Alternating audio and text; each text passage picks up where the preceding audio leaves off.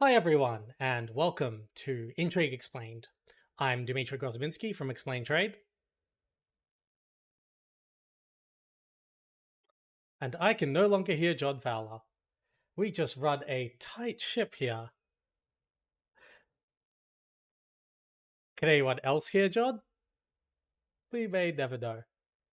Everyone, and welcome to Intrigue Explained. Let me just double check that you are unmuted.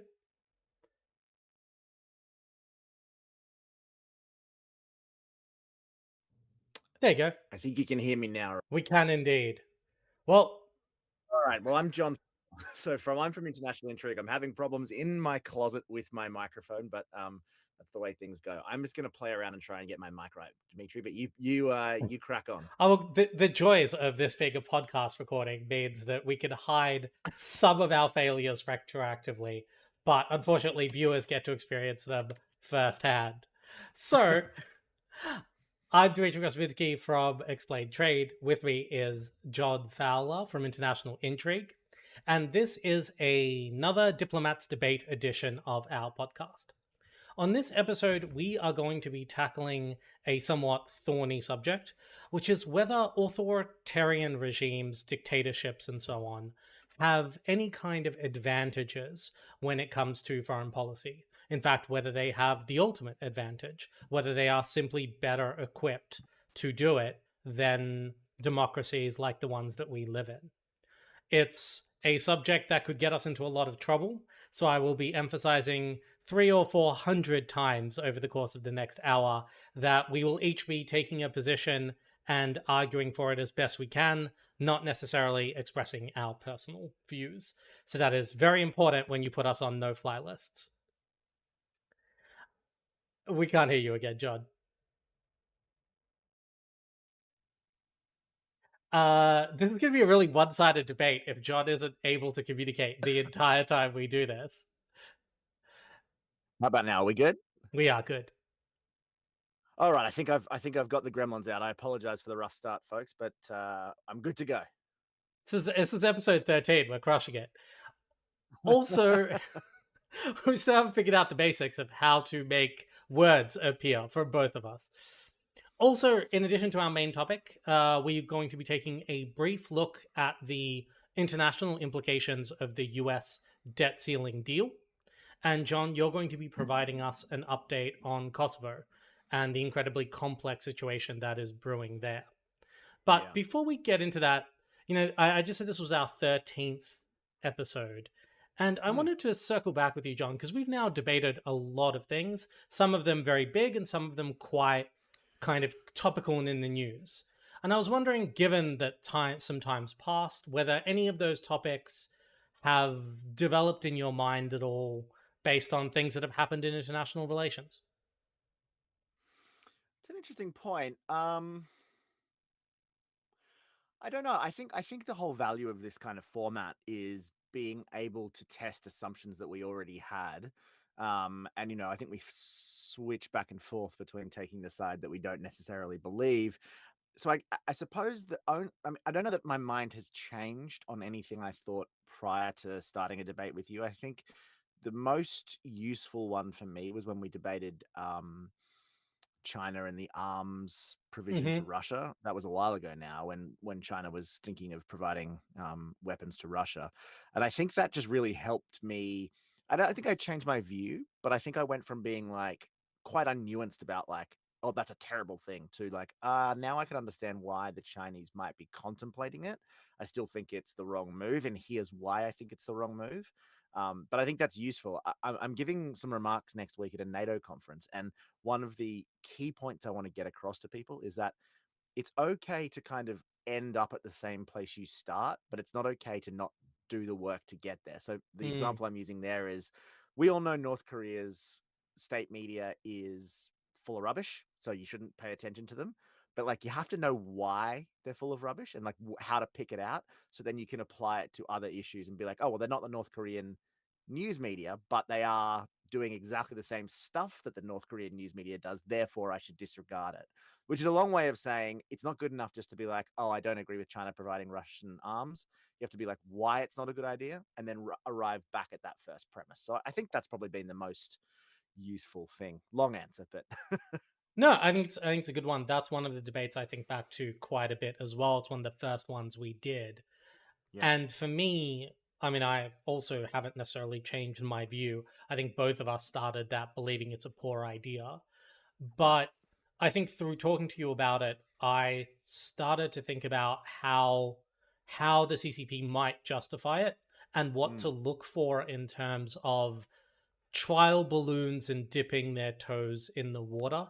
You and I have exactly. talked about this before with China, that so often they do things that you're not quite sure whether they're saying it with their whole chest or Mm-hmm. just trying something and seeing what happens, Yeah, seeing what the reaction is.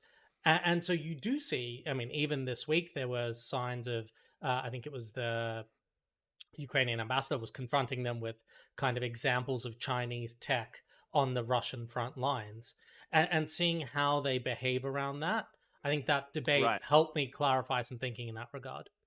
Yeah, and I think that's you're making sort of a very similar point to what I was making there, which is the idea of like, um, it's more nuanced, and you get smarter when you say, "Oh, I can understand why the Russians might want to do that. Here's why I think it's a bad idea." But it's better than just being like, "Ah, I don't think China's, China has no good ideas." And you can kind of start to see how things develop. Like maybe they don't want to do it. Maybe they're just testing it out. Blah blah.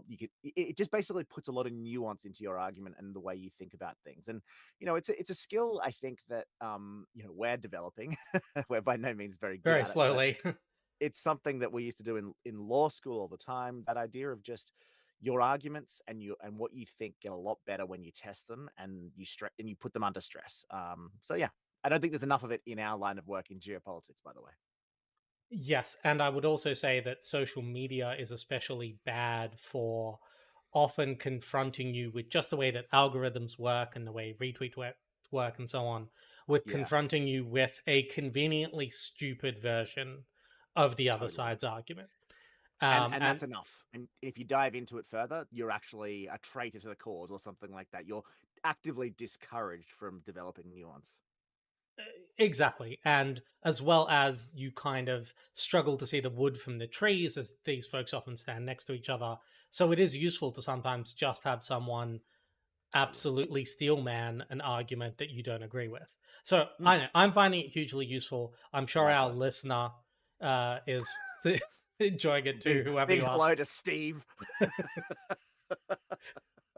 That's an acknowledgement that neither of our mothers listens to this podcast. They have good taste. But I think that's a good spot to move on to our first topic, our first short hit from International Intrigue. This is a story that I think everyone's been following, but I wanted to Mm, talk to you about a little bit, which is the US debt ceiling. We're recording this on Thursday. The House has just passed the US debt ceiling extension through to January of 2025. It still has to go through the US Senate and obviously be signed by Joe Biden, but the expectation is that it will, given that the House was seen as the far greater hurdle. But I guess I wanted to ask you, first of all, whether you had any thoughts on what are the international relations aspects of this whole debacle. uh, Anyone who's watching the live stream might have seen me try to stifle a yawn there, and that's got nothing to do with Dimitri. I just this issue is just one of those ones that I'll be honest, like in years past when they've had debt ceiling fights, I've been kind of across every detail and like waiting for updates. And this time I really just didn't care. Not because it's not important, but just because it was so clearly from the start um, domestic political nonsense. I don't think it was ever unlikely to pass. That doesn't mean it's not a serious issue, and that doesn't mean in the future that they won't play more brinksmanship with it. But I think my reaction to it was looking at the US domestic political scene and just being like, oh my God, you guys need to like stop being a clown show. But I was never really worried that it was not going to pass. And I suspect that's kind of how the markets have treated it around the world. I'm probably generalizing a little bit there, but I don't think anyone was really concerned that they wouldn't get it passed. From a foreign relations perspective, I don't know. Like, does it move the needle for a country dealing with the US? I mean, I don't think anyone is shocked that they thought US politics was a very clean and tidy and responsible affair, and now they're shocked. They say shocked to know that the Republican Party likes to play dangerous games. I think you're going to probably speak to the US dollar and this. I think, frankly, silly argument that this is going to cause the world to de-dollarize. Not not something that I think is on anyone's um, risk matrix as a likely outcome. So I don't know, man. The long story short is I kind of feel like this was one of those things designed to take a lot of front page space, succeeded in taking a lot of front page space, but I don't think that anybody who has kind of been around the traps a bit or has skin in the game was overly worried. But I don't know. What do you feel? Yeah, I mean, I don't want to get into the domestic side of this at Right. all, because it's not that podcast.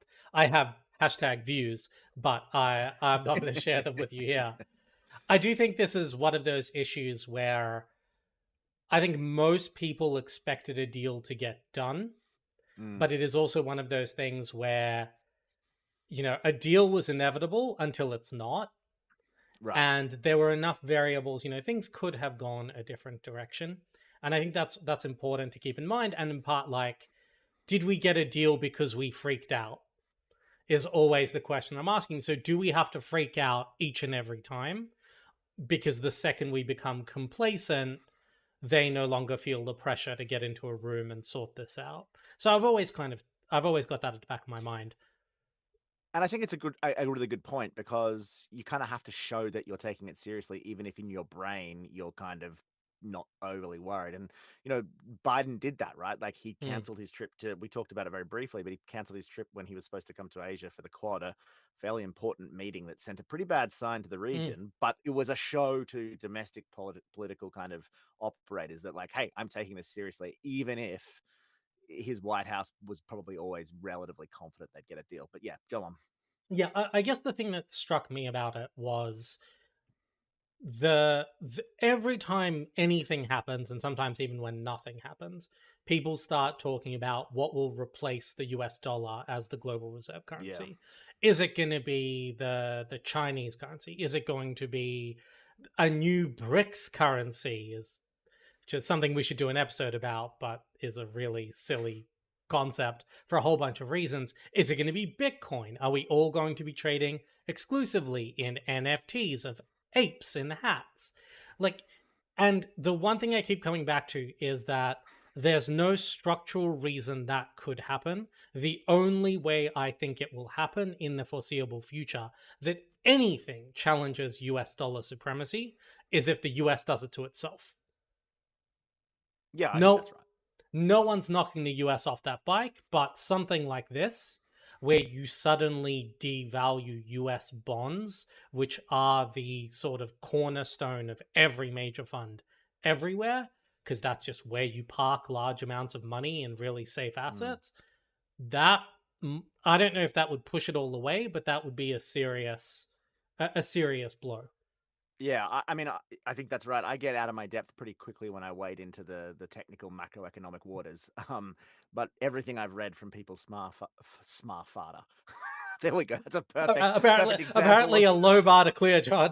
Oh my god, far smarter. If I say that properly, I mean, if that's not a demonstration of what I'm talking about, I don't know what is. But people far smarter than I seem to say that even if that did happen, and the die was cast in the sense that the world would move to a different reserve currency, it would take decades. Like it would take a long, long time for this to happen. And that's assuming that it is going to happen, which is an assumption that I don't think many people share. So I completely agree with you. It's just an unlikely thing to happen. But if it was to happen, it will be self-inflicted. And God knows the US political system has serious capabilities at shooting itself in the foot, right? Absolutely. And that might be a good moment to transition to our second quick story of the week. This is a story on which I am completely out of my depth, John, so we're entirely in your hands. What in good God's name is happening in the Balkans? Yeah, well, can I be honest? It's worrying. We are paying attention to it with a little bit of trepidation. So what happened recently? So this earlier this week, a bunch of dozens of NATO peacekeepers were injured in Kosovo, in the northern part of Kosovo. They clashed with ethnic Serbs, and this is for those who don't sort of aren't across this. This is a conflict that obviously wasn't came to the fore in the 90s with the NATO intervention in the Kosovo region. But at its core, it's an ethnic clash between Serbians and ethnic Albanians in Kosovo. Kosovo has been an independent nation since, now you're going to test me, but I think it's probably the mid 2000s, about 15 years or so, mid to late 2000s. It is not recognized by Russia or China, but it's recognized by a lot of the rest of the world as an independent nation. It is still got lots of Serbs living there. It's got an Albanian ethnic government, and those two sides do not get along. So that's the kind of context of what happened. Um, the most recent flare up this week was because there were some recent mayoral elections in the region. A pro Serbian nationalist party said, let's boycott these elections, and that led to a bunch of um, ethnic Albanians being elected as regional mayors, and like we're talking, voter turnout was like under 4%, so it's hardly Wow. a real democratic mandate. But when it became time for those mayors to take office, the Kosovo government, again ethnically Albanian, um, deployed their security forces to make sure they could do that. And that has kicked off a lot of upset from the Serbian population in these areas, who are saying, like, you're deploying security forces against us. It was an illegitimate election, the whole works. And what makes it dangerous is that the Serbian government, which is led by a fairly nationalistic chap, I think his name is Vucic. He's pretty pro-Russian. Serbia's been pro-Russian for a long time. And I guess Kosovo is supported by the US and the EU. But he said, like, what's happening is a disgrace. He put his military on high alert. He camped out on the border with his military. Like, he's making this a political issue. And interestingly, Secretary of State Blinken from the US, I think he was pretty strong in his language in saying what the Albanian ethnic government of Kosovo did by putting the security forces into those areas was not a good idea, and it risked escalating tension. So, at the start of the year, we wrote a thing, a 5 things to watch in 2023 kind of thing, and one of those, I'm kind of sad to say, was that this conflict will flare up, and it really risks boiling over into a war. I don't think we're there yet. It would take a lot for the Serbs to kind of, I think, invade Kosovo, as it were. But it's not like these guys don't have a lot of experience in doing that. And Mm. they may see that both sides may see the world being distracted by Ukraine as a good chance to kind of settle some scores. Either way, it's worrying. I understand one of the actions that Blinken took, in addition to strident criticism, was canceling the invitation to Kosovo to participate in some military exercises.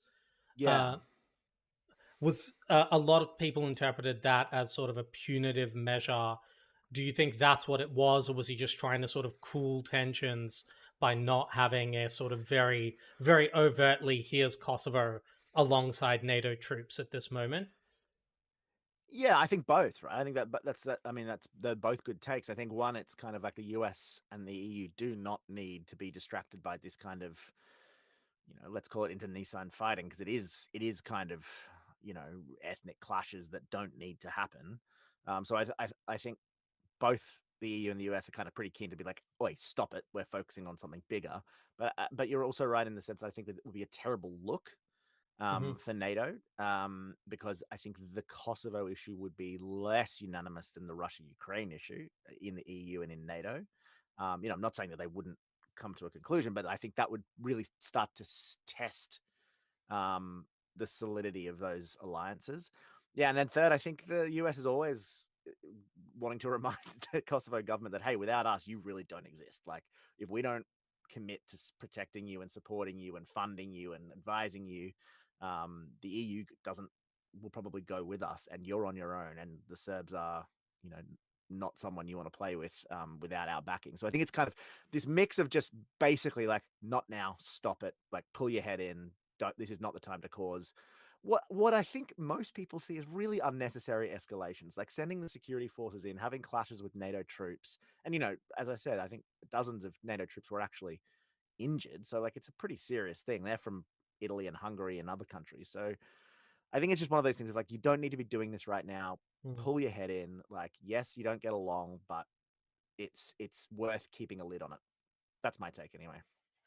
On that question of whether sort of the West will be interested in getting involved in the same degree as Ukraine, I just keep thinking about the last sort of 2 decades of conflicts and how over and over one of the solid predictors of whether the West will consider intervention is how complex a narrative it is, and the Yeah. more complex, the less likely. I mean, I Right. think about Crimea, Luhansk, and Donetsk before MH17 was shut down. I think about the Georgian War.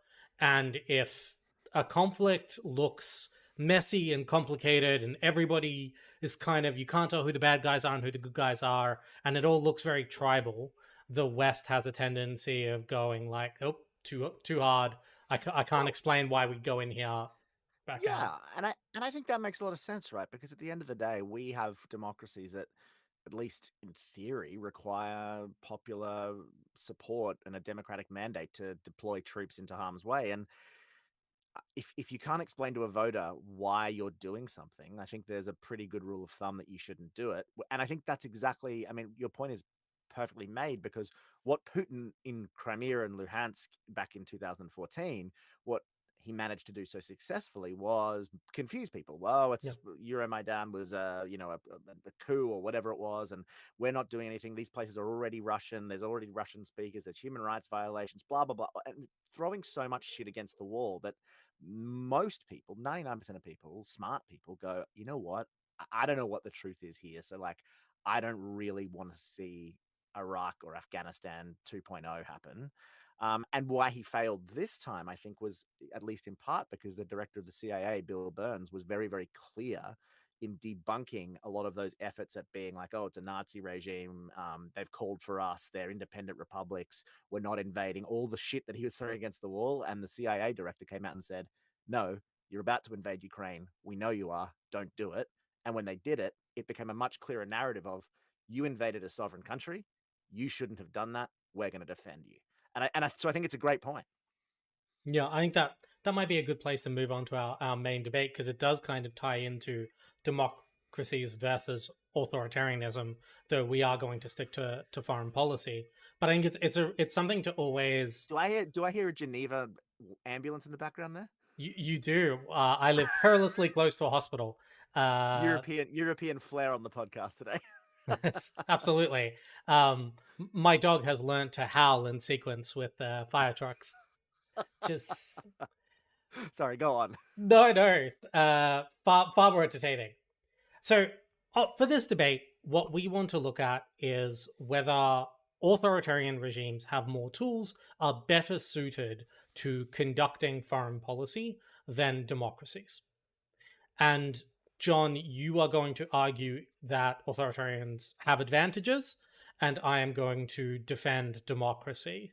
And I just want all of the listeners to know that for this one, this is absolutely a reflection of our character and prior convictions. Bastard. And John's passport number is no. This is quite Well, amusing because you are clearly the far greater China hawk than I am. So this is very much you putting on the red team hat. I think for your own beliefs, which should be interesting. yeah. One thing I wanted to see to clarify with you about the scope of this and how we're going to go about it, which is, do you want to focus on arguing in the kind of abstract and theoretical, or do you want to have a debate about whether historically authoritarian regimes have been more successful at foreign policy? What's the battleground that you would prefer to fight on? Because I think both are equally valid. Yeah, that's interesting. Well, I think I haven't really given much thought to the historical argument. It's a great point, but I think it's worth touching on at some point. But I mean, my view was essentially this was a strategic theoretical question about the best kind of decision making apparatus with which to execute a foreign policy. But I think history could be very interesting. I'm just going to busily, Google um, examples of benign dictatorships with excellent foreign policy, and I suspect there probably aren't many. just just Google it Singapore. I don't know. Exactly. Before we start, this idea for this topic came from, I think, probably our biggest fan. He loves everything we do, without reservation. But anyway, you know who you are, so thank you for suggesting the topic. We thought it was very interesting, and to everybody who's listening, please do suggest things that you would like to hear teased out and fought over, because I think, yeah, the more ideas we get from you folks, the better it'll be, rather than us just talking into a vacuum. Yeah, absolutely. So, did you want to kick us off? Yeah.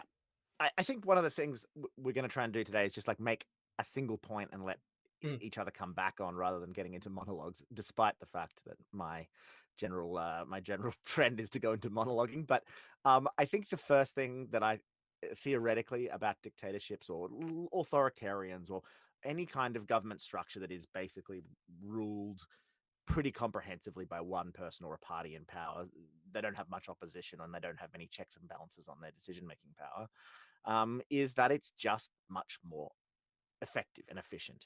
You can develop a foreign policy. Doesn't To be clear, it doesn't mean you don't take advice. It doesn't mean you don't, have different voices advising you. It just means that you are the decider of it, or the one party or the one person at the point of the pyramid is the decider of it. And then once you've made that decision, you can execute it to its fullest and over time. I think there's a general maxim in business that, good good strategy is fine and it's important, but execution and consistency and alignment of execution of a strategy is the far more important thing, such to the point that a great strategy poorly executed is far worse than a moderate strategy perfectly executed. So that's the first argument, is that you can develop a strategy and you can really put it in place and execute it and get the whole government aligned behind it much more easily than you can with a democracy. this is an interesting point. I'm always really wary of arguments around the effectiveness of dictatorships because I'm always asking, are they better at this or are they just less transparent about all the Yeah. ways they're screwing this up?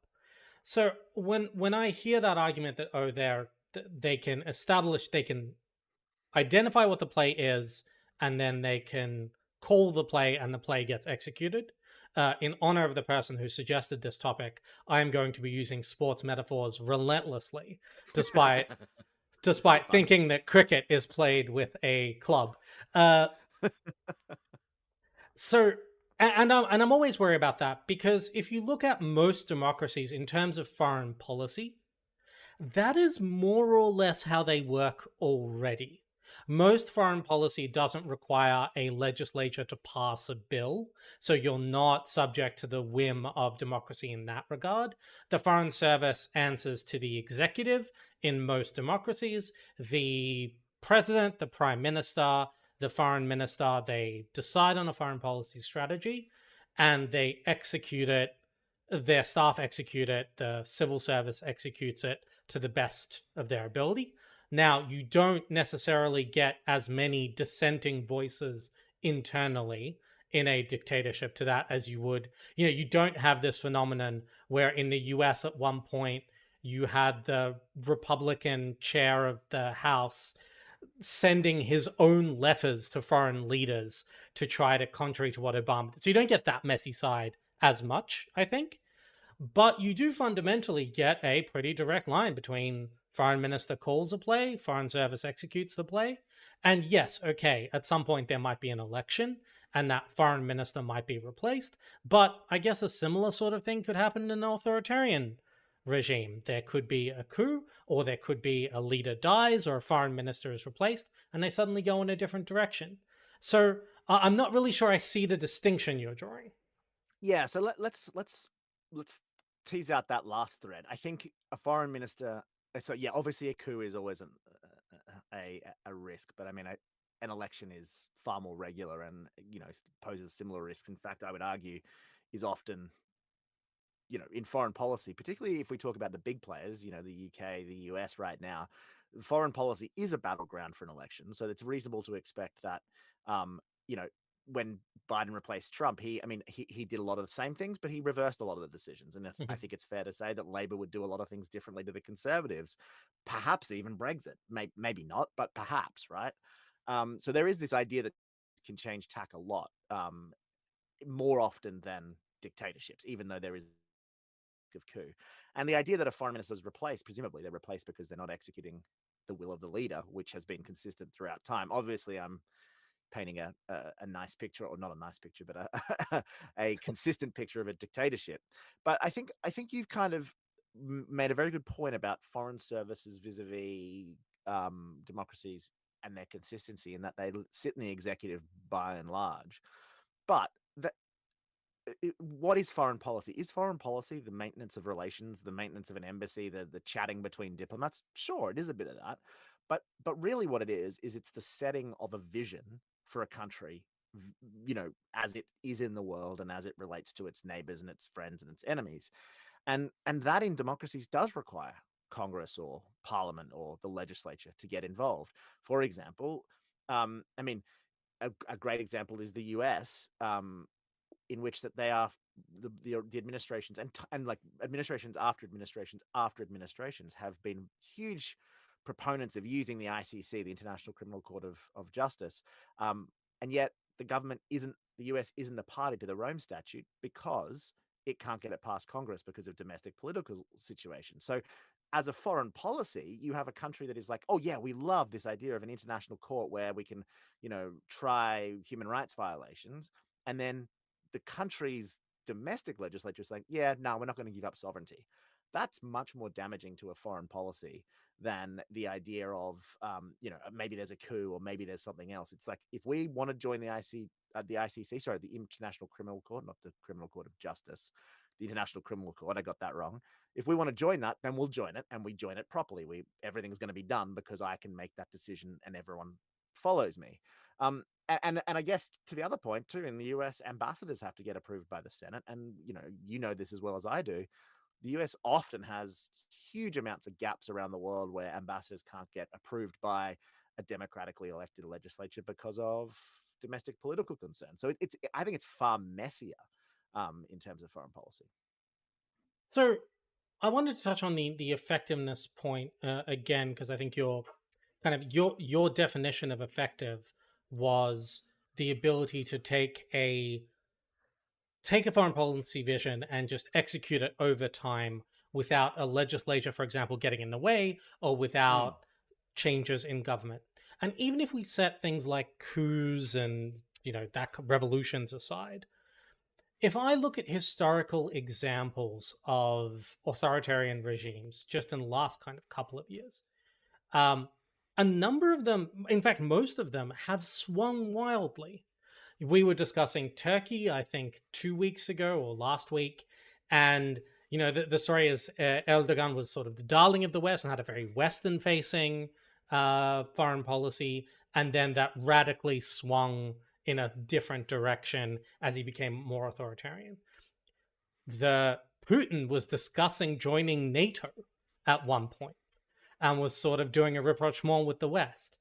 China, just in the last kind of 10 years, has gone from this, we are hyper-capitalist and have no relations with anybody, we're just here to trade, through to we are going to be the leaders of multilateralism, through to come at us, bro, we are unassailable wolf warriors, no one can stand against us, right, through to, oh no, why are you all so angry, can't we just be friends again? And all of that sort of happened rapidly over the course of really just Xi's. Most of that just happened under Xi and then Putin and Erdogan. So for me, it feels like you can still get that same instability, except instead of the instability arising from a democratic party running on a platform that is published somewhere through elections, instead you have this black box of instability, where the instability is, what is Xi and the people around him thinking this week? A completely opaque model that I think is as confusing sometimes to Xi's own diplomats as it Mm. is to those of us watching from abroad. So So so that's on yeah. yeah, I was gonna say, so that last point is an interesting point. If you hadn't added that, I think what I would come back and say is that we've got to remember that this idea of what we're debating has to be seen with the eyes of people in that country. So while we may externally be like, oh, Putin was going to be all Western and NATO, and now he's not, the argument that I would make back there is that, like, well, he's adapted to a changing environment, and Russia, and he's put, he's the best interpreter. And again, this is not what I think, folks, but he is the best interpreter of the Russian national interest, and he's able to pursue that effectively. And I think I can make a pretty coherent argument that Xi Jinping has done the same. He's really channeled the Chinese national interest, and he's able to put in place an effective foreign policy. I mean, now they effectively control a lot more land than they were going to. They've taken back Hong Kong, which was a domestic national, the national interest from a domestic standpoint. Taiwan is in their sights. Like, I think you could make a very compelling argument if you were a Chinese nationalist that he has executed a very effective foreign policy, notwithstanding the fact that from the outside it looks like he's changed tack a bunch of different times. Now, the last point you made, I think, is a good rebuttal. The idea that because the decision making is so opaque, people in his own government don't necessarily know what he's doing, and that probably doesn't make for the most effective foreign policy. And we can see that wolf warrior diplomats have, I think, harmed their country's Mhm. diplomatic efforts more than served them. But again, I think the question of an incorrect foreign policy that doesn't work is a very different question to whether dictatorships are better equipped to succeed in foreign policy. Like, we all make mistakes, and that doesn't necessarily mean that they made a mistake and they pursued it correctly. It doesn't necessarily mean it's a bad system. It was just the wrong decision at the start, which any country could make. Yeah, and to be clear, I was pushing back on the idea that authoritarianism means that you get a consistent foreign policy that identifies one strategic north star, and I think pursue the national interest is far too broad. I mean, every Well, it's government opaque, is yeah. pursuing that north star, but I think what I was pushing back on was your suggestion that the advantage they have is that it is one consistent vision carried year to year. I guess what I would just say is you're affecting this argument aside. I would say that that consistency hasn't always been there, and it has just been a different vector of change, and in some ways a less predictable and less consistent vector of change than, say, an electoral system or Yeah. a legislature. But I wanted Less to get back predictable, to yeah. but I wanted to get back to your effectiveness point because that's really the crux of the argument. I think you're absolutely right that there are times when democracies will get in their own way. I think this example of not confirming ambassadors, not confirming senior people at the State Department in the US is a prima facie example. It is very difficult to come up with a redeeming quality for that effect. There is really But no go upside to that. bigger. What about your pet subject, Brexit? I mean, it's a democratic mandate that is a clear, and I don't think anyone worth worth anything says that Brexit was good foreign policy. Like, you can say that the process stuff is bad, but like the actual decision making is bad too.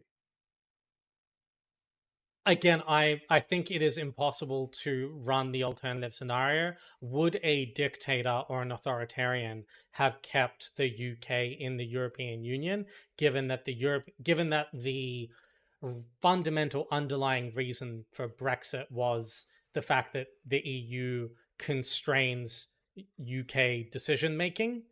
Would an authoritarian have put up with it any more than 52% of those who voted in the referendum?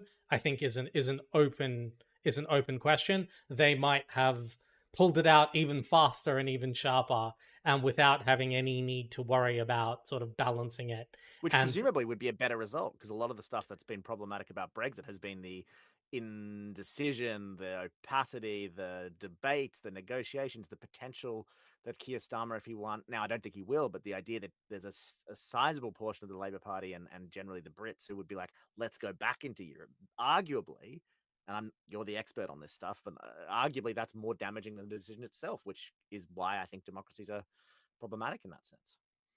Yeah, again, I don't think he's going to rejoin the European Union anytime I soon. In don't fact, need it. Yeah. he's been pretty explicit that he won't, in part Right. to offset this kind of uncertainty.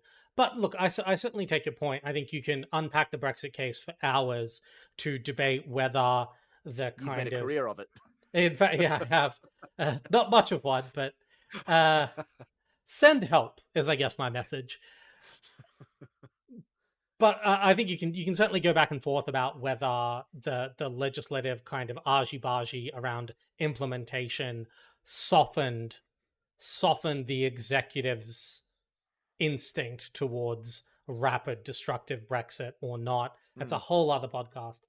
But I think from a foreign policy perspective, one thing I wanted to throw back at you, and this is I think the absolute core of my argument, which is that to me, it feels like, just anecdotally, dealing with democracies and even messy democracies often allowed them to tell us that they couldn't do certain things because of democratic forces and democratic institutions and so on within their country that would not permit it. They had that as an excuse. There is mm, nothing the US trade representative loves more than being able to turn around to a partner and go, I would love to do that for you, hmm but it would require an act of Congress, and Congress isn't going to wear it. This is, and I think for the most part, especially because everyone follows US politics, people get that. And that mm. is a, whereas if China says it can't do something, China can do whatever it wants. There are things it won't do. There are things it refuses to do. But there are very few things that it could not do if it decided to. And I think that ability to point to an outside force beyond the executive that can shape what is possible is actually a far bigger asset to to democratic foreign policy than it is a loss in the way that it constrains us. Yeah, it's an interesting point, and it's basically like it's better at providing shitty excuses about why it makes shitty decisions. Yeah. um, it's an interesting point, and potentially you're right. You've had a lot more experience in the multilateral space, where I think those excuses become much more valuable, to like not upset a partner, but also not do what they ask. I would say that China, I think, if you touch on something interesting there, I would say that China, you said, countries get it that America can't make decisions, or the Brits can't make Mm, decisions, or Australians can't make decisions without Parliament. They don't, or, like, China doesn't interesting. fundamentally get that. Like, I mean, I think intellectually you can kind of look at all the Wikipedia articles about how democracies work, but if you come and you're so deeply embedded from a country where that's not the case, I think they think of it as an excuse as well. I think they think of it like, Mm, you can do what you want, you're choosing not to, you're lying to our face, you're not a credible partner. And I think vice versa, the way we interpret when a Chinese diplomat, often very reasonable people like who understand what we're trying to say to them, they will come back and say, I just can't get it past my crazy boss, or my crazy boss's boss's boss's boss's boss. And that's the black box that we can't control. Because what you're talking about there is just like having some arm's length, uncontrollable force that you say, I would love to, but, mm, and China has plenty of those, right? So I take your point. I'm not sure that there's much of a difference between democracy and authoritarians. Maybe if you're talking to a really politically enabled person at the top of the Chinese system, then maybe that argument becomes less persuasive. But I think probably if you're talking to someone at the top of the US system, I'd be like, yeah, but you could do this if you actually really wanted to. Like, you could give up something else and make this happen. So I don't know.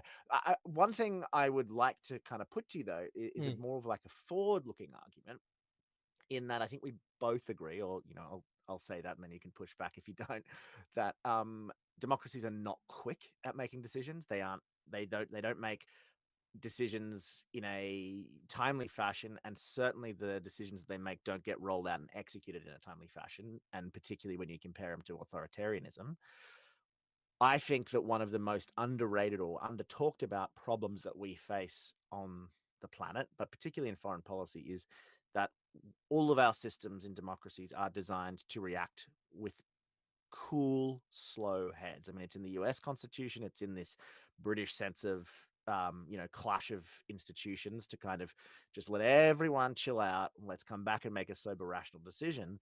And yet, what's changed since those decision making um, institutions were set up is that the world is changing so fast that the time by the time a decision is made in a democracy, certain things can be well out of hand, and you can't put the cat back in the bag, as it were.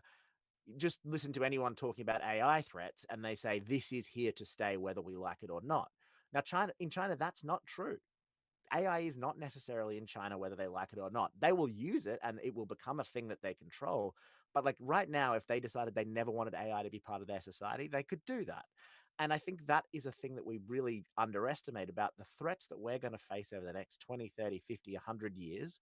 A disproportionate amount of them are going to move so fast that by the time we execute a foreign policy to deal with it, or a domestic policy, but we're talking about foreign policy, by the time we execute a foreign policy to deal with it, it'll be too late. And so you just can't make effective foreign policy going forward.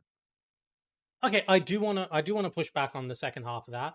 I agree democracies can be slow. I agree that a lot of our institutions are based on, plotting, stakeholder consultations, on deliberations, on Minority rights, all that. minority rights, checks and balances, all of this kind of stuff. And I do take your point about the speed of change coming down the pipe. I hear you, but I do think AI is a really perfect example, which is in a lot of ways, I am very, very glad that Western governments are not able to move quickly on an issue like AI, because I do not believe that an issue as complex as AI is graspable by our legislatures in anything but a deliberative process. The kind of, you were talking about unplugging, you could unplug China from AI. You could probably shut down most access to LLMs in China. The Chinese government Certainly, could they have. could do Yeah. that. That is the kind of absolute binary kind of off switch decision that ultimately to me doesn't feel like it can't be optimal policy, and it probably struggles to be good policy. AI is really, really complicated. There are unquestionably things it can be massively useful for. There are probably ways in which it can be harmful or dangerous. So the fact that our process forces us to be deliberative, I think, short of missiles are in the air or tanks are rolling across the border, I think it is an advantage that our leaders generally cannot knee jerk react to something that is on the front page or whatever the latest thing is, and that our process forces them to go slow and be consultative and be deliberative. I think most of the time the benefits will offset the losses. mean Meanwhile, the potential threat is running unchecked to a point where where it may pass the Rubicon, and no matter what that deliberative process leads to, is unable to be wound back. Like, I think if you are being, my job here is to be as generous as I Mm. possibly can to regimes that I don't agree with, but nothing prevents China from doing exactly what you just said about democracies, but it does allow it to just say, we're not going to take the cap off the toothpaste yet. We're going to be deliberative. And then when we've had to think about it and we do grasp it, because I completely agree with you that I have no trust in lawmakers to get this stuff right. But once we have had the time, then we'll allow it to propagate in a way that we understand, at the cost of maybe you're a couple of years behind the development. Maybe you're not at the bleeding edge of development, and perhaps that's a bad thing. But it does allow you to get a hold of these threats. I don't know enough about AI to, speak much more about it without sounding like a clown. But if we look at the the TikTok example, which I think is a really interesting one, because what you have in China is an authoritarian regime which would never allow itself to get into a position, or at least a decade and change ago, identified that US social media companies were a potential threat to stability in China, and it used what I would call a foreign policy to basically say, no, no more, no foreign internet companies in China.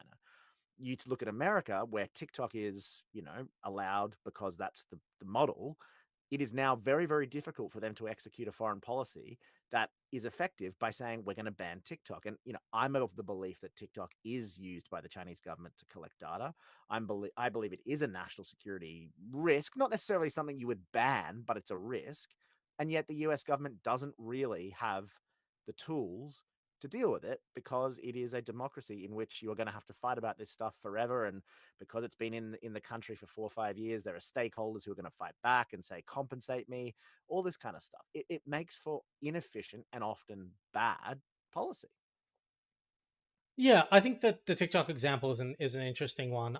I wanted to push back again on this notion of, oh, China could be deliberative and really think about this, because I do think that one advantage that robust institutions with actual check and balance authority provide Western governments that they don't necessarily uh, provide in dictatorships or authoritarian regimes is a genuine kind of ability to say, no, you're wrong. I think if the message came down that Xi is inclined to ban I think you would have to be a very, very brave person in a Chinese institution to send up the memo that goes, that's a really silly idea. Whereas I think in our systems there would be no shortage of people who would Mm. say that's a bad idea and here's why.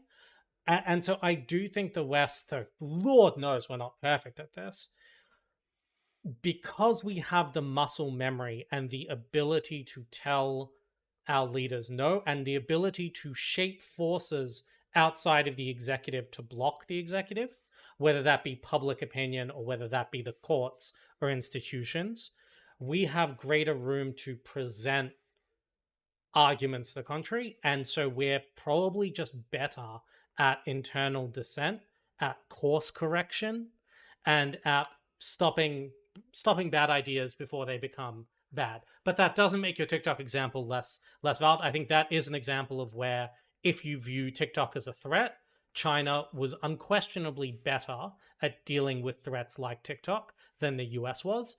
I think there's a question of whether that's about values and institutions, or just institutions there.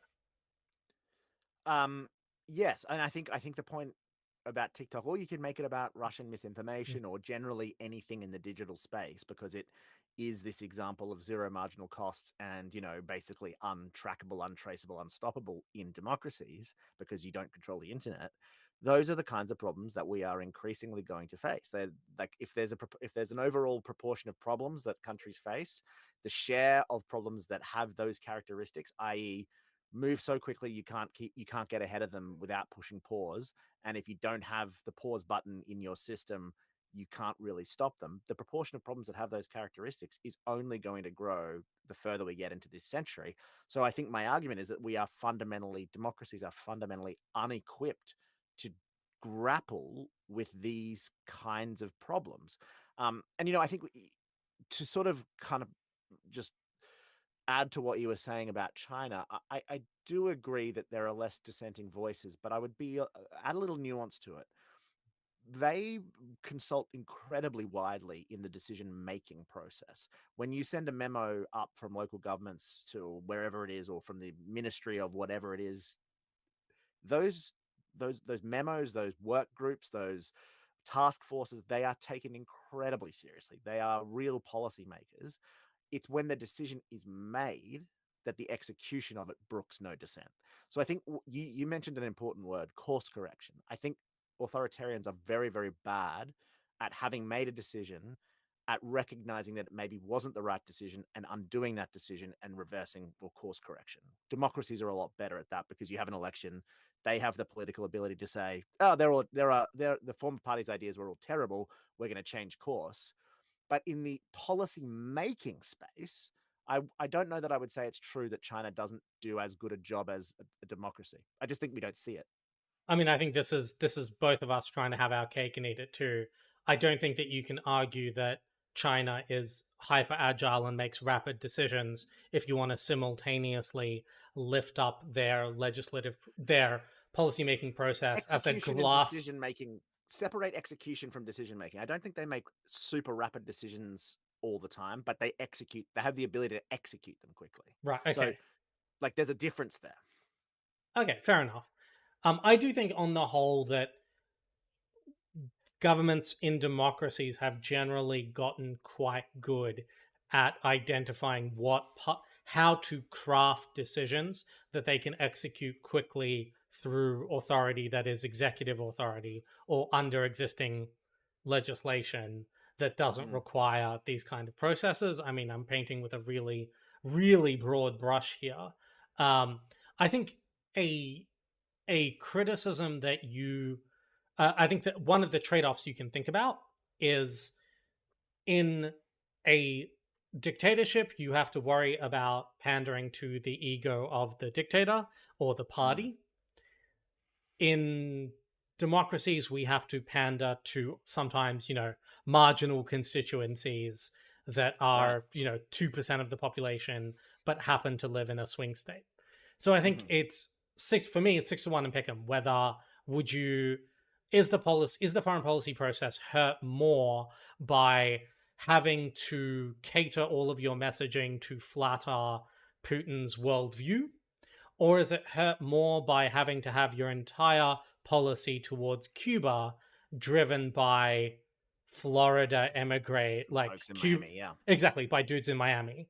Neither of Mm-hmm. which is necessarily sort of optimal from a Yeah. platonic view of foreign policy, but I think both can cause problems. I guess we're almost out of time, and I want to give you an opportunity to sum up. I think for me, the strongest argument I can make for your side is that on gigantic global challenges, there are certainly issues where we would benefit from if everybody could just do things. If nobody had to worry about voters, if you could really just solve climate change or do everything required to deal with climate change by having 192 authoritarians get into a room and just execute, and they didn't have to worry about, you know, winning the Rust Belt, maybe that would be an advantage. Maybe they would be quicker at forging consensus. Maybe you would have less posturing. But I'm not sold on that.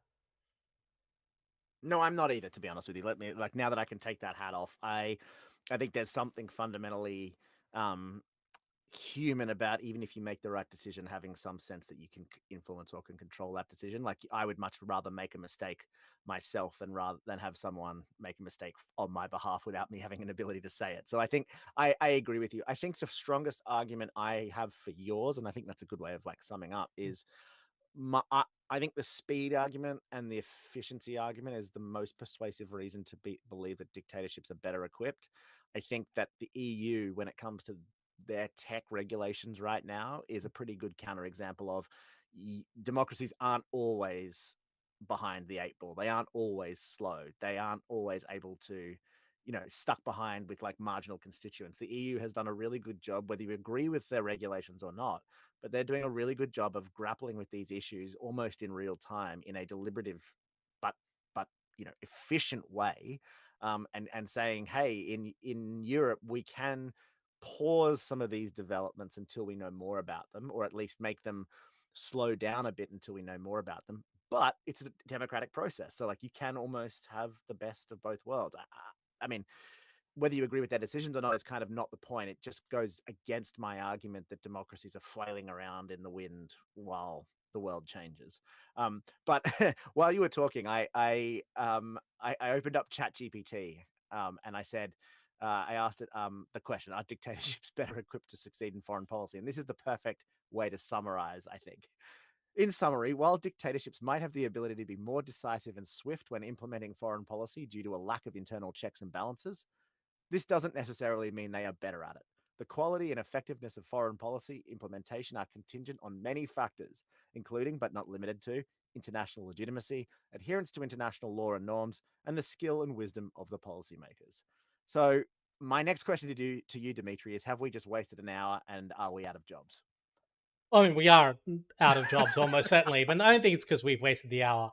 I think that the second half of ChatGPT's answers there was frankly a cop out. Yes. I don't think there's anything magical about it Take a here. stand, ChatGPT. Yeah, come on. Like adherence to the rule of law. What does that even mean? Right. Like you can go a lot of different ways on that. You know, the ICC example with the US is a perfect one.